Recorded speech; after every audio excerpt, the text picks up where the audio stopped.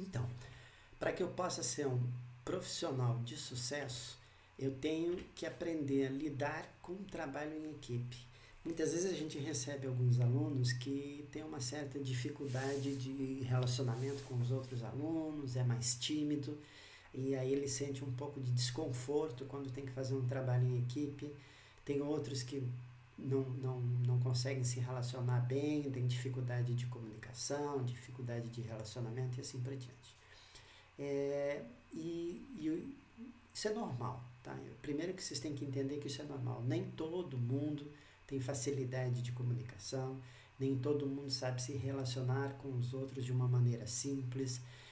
Muitas vezes você vai fazer um trabalho, tem pessoas que vêm de regiões diferentes, um vem do norte, um vem do sul, aí tem questões políticas envolvidas, tem questões de comportamento que são diferentes, a maneira com a qual uma pessoa se comporta no sul, ela pode ser diferente de uma maneira do norte, independente de valor, isso não importa, elas são diferentes e elas vão ter que sentar juntos e fazer um trabalho juntos, e às vezes o comportamento é diferente e eles estranham algumas coisas. Até palavras com as quais a gente usa para nos comunicar dentro da equipe, elas podem ter um significado um pouco diferente. Se você pegar o exemplo do pão, como é que é chamado um pão em diferentes partes do Brasil, você vai ver que tem vários nomes diferentes e que isso pode gerar algum tipo de dificuldade. É por isso que quando a gente trabalha em equipe, a gente tem que usar o jargão da área. Qual é o jargão da área? E aí a gente já falou do dicionário do petróleo e lá você tem o jargão da área, o significado das palavras para o engenheiro de petróleo. Para quem lida com a indústria de petróleo, engenheiro civil mecânico que lide com a indústria de petróleo, eles têm que aprender o jargão da área da indústria de petróleo. Para poder, numa reunião, fazer um trabalho de equipe em que todos consigam conversar e se comunicar. Então, a primeira questão que a gente pode falar de trabalho em equipe é por que eu vou trabalhar em equipe? Eu já citei antes que antigamente muitas vezes o engenheiro trabalhava como autônomo. Isso está cada vez mais esporádico hoje em dia, porque os projetos eles se tornaram extremamente complexos e a legislação ela foi ficando cada vez mais complexa. Então é cada vez mais difícil um único engenheiro lidar com todas as questões de uma obra. Isso é praticamente inviável hoje em dia, mesmo numa obra por exemplo, como uma casa, você vai ter que lidar com equipes multidisciplinares com certeza. Então, a gente trabalha em equipe porque a engenharia moderna implica necessariamente no desenvolvimento de ideias, conceitos, projetos, produtos e serviços complexos e inovadores. Aquele conceito de ficar repetindo atividades, eles não fazem parte da engenharia, de um bom engenheiro. Quem desenvolve trabalhos repetitivos são os profissionais mais da área técnica. A gente falou do técnico, do tecnólogo. E lá a gente falou que a questão fundamental era essa experiência, esse saber fazer com eficiência. Então, um técnico de escola técnica sabe fazer um determinado experimento de uma maneira bem mais eficiente que um engenheiro daquela área, porque o foco do estudo deles foi diferente. O técnico ele ficou exercitando muito mais, ele praticou muito mais, e por isso que ele é melhor na parte operacional. Mas não é essa a ideia com a qual o engenheiro deve atuar. O engenheiro moderno ele deve atuar basicamente com inovação, com o desenvolvimento de produtos, processos, sistemas e serviços que tenham um nível de inovação. E o que significa que vai ter que envolver a criatividade e conceitos complexos. Você vai ter que usar equações mais complexas, sistemas de software mais complexos e assim por diante. E um relacionamento com uma equipe maior. De um modo geral, a gente pode dizer que as coisas simples já foram feitas. Eu sempre falo que se você pegar uns livros, vocês podem fazer esse exercício. Vão na biblioteca, pegam um livro de transferência de calor antigo, de 20, 30 anos atrás, pegam um livro de transferência de calor novo, vocês vão notar de cara uma coisa simples. Um livro antigo, de um engenheiro antigo, tinha 300 páginas, esses livros novos eles são maiores e tem 600 páginas. O que aconteceu? O que aconteceu é que os conceitos de transferência de calor que tinham um determinado nível de detalhamento, hoje você tem muito mais detalhe, você tem muito mais rigor, você tem muito mais mecanismos e métodos para você resolver os problemas. Então, às vezes você resolvia antigamente com um método numérico mais simples, agora existem outros métodos numéricos mais complexos, mais elaborados, que também lhe permitem a solução daquele problema de uma maneira mais rápida. Então, o que um livro novo vai ter? Vai ter um método antigo e vai falar do método novo. Vai citar rapidamente o método antigo, falar como é que fazia no passado e vai mostrar como é que faz atualmente de uma maneira mais eficiente. Então, os livros ficaram maiores. E isso não tem jeito, os problemas foram ficando mais complexos, os produtos foram ficando mais complexos, então os livros foram ficando mais complexos e mais detalhados. Isso é o que tem acontecido normalmente. E é isso que faz com que um engenheiro tenha que estudar cada vez mais, se manter cada vez mais atualizado.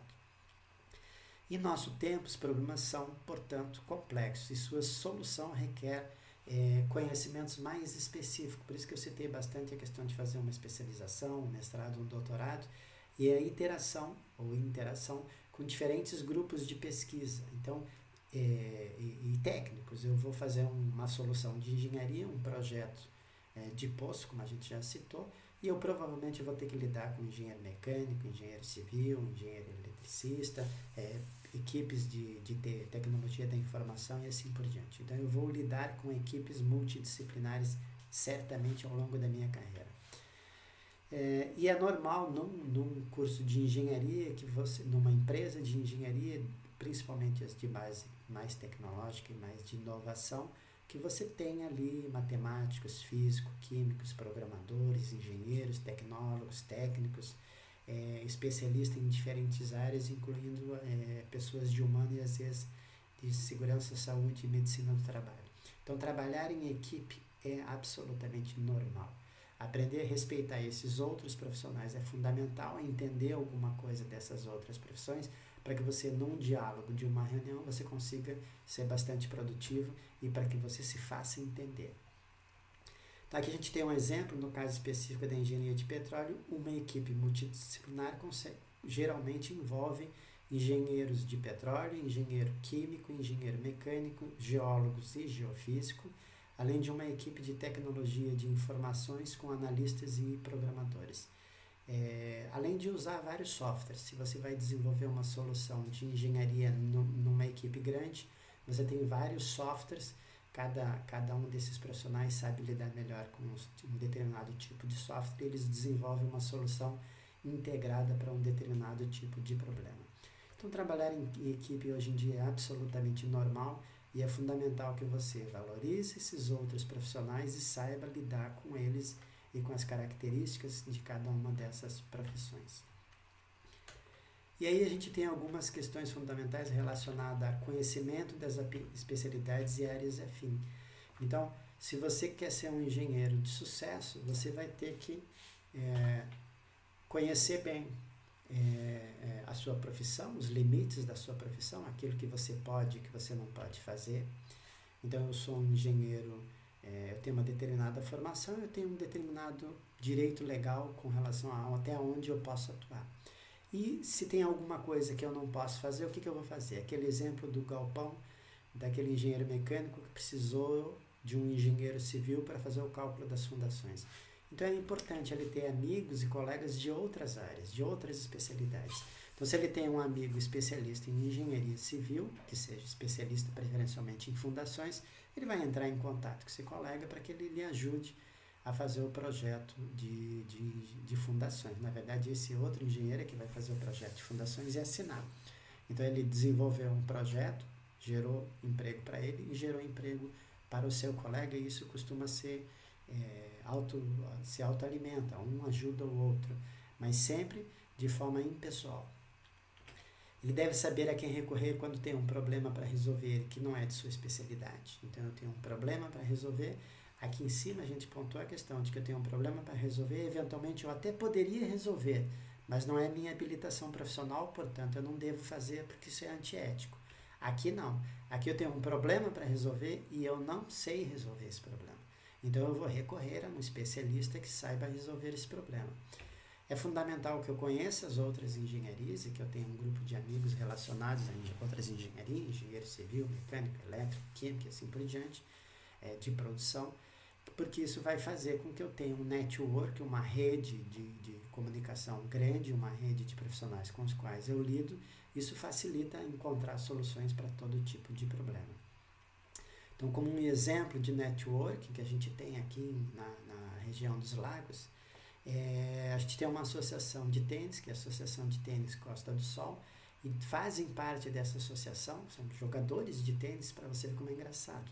Você não precisa, a gente falou da SPE, que é uma sociedade de engenheiros de petróleo. Então, na SPE estão engenheiros de petróleo, aí tem lá geólogo, geofísico, engenheiro mecânico e assim por diante. Mas são pessoas que lidam diretamente com a indústria do petróleo. Aqui não, aqui a gente está falando de outras associações, de outras sociedades, de outros grupos de interesse que se reúnem por algum motivo e você cria um networking ali dentro.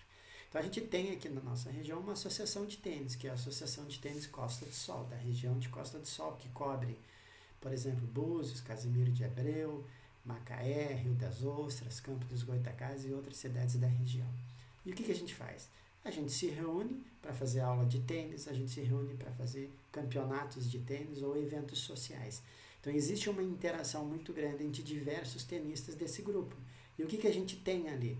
A gente tem engenheiro, a gente tem geólogo, a gente tem geofísico, a gente tem químico, a gente tem administrador, a gente tem médico, a gente tem advogado. A gente tem uma quantidade muito grande de pessoas com as quais a gente se relaciona. Então, deu um problema de saúde, às vezes você se contata aquele teu amigo médico que você conheceu no grupo de tênis. Você está com um problema lá deu uma dor de dente, você chama lá, liga para o Felipe é dentista, liga para o Maurício é dentista. Então, você tem uma série de relacionamentos, um networking que você criou, não tendo como base a sua profissão, a sua sociedade de engenheiros de petróleo, a SPE, mas alguma outra associação ou algum outro grupo de pesquisas com o qual você lida. Então, você participar de atividades esportivas, de grupos de atividades esportivas e de outros tipos de atividades, como sociais e culturais, é muito bacana porque você cria um networking e esse networking acaba tendo resultados com relação aos seus conhecimentos, a sua interação com outras pessoas. E, finalmente, a gente tem que ter um domínio do jargão da área. Se eu sou engenheiro de petróleo, eu tenho que ter um domínio dos conceitos relacionados à engenharia de petróleo. Então, quais são os conceitos relacionados à engenharia de petróleo? Eu vou lá e tem o site, tem um livro do dicionário de petróleo. O ideal é você poder comprar esse livro para você poder ler a qualquer momento. Ou então tem acesso ao site e está sempre se informando e se atualizando sobre algum termo que tenha lá no dicionário de petróleo. Está com uma dúvida, vai lá no dicionário e dá uma lida, porque isso vai fazer com que as pessoas usem o mesmo jargão técnico. Então, o trabalho em equipe é natural, é normal, tem ocorrido cada vez mais. Você vai lidar com pessoas de diferentes áreas do conhecimento e é fundamental você saber lidar com essa realidade, saber lidar com o trabalho em equipe e ter facilidade de se comunicar com essas pessoas, competência no seu relacionamento com eles e tentar ser criativo para produzir soluções que tenham baixo custo, que sejam ambientalmente corretas e eficientes.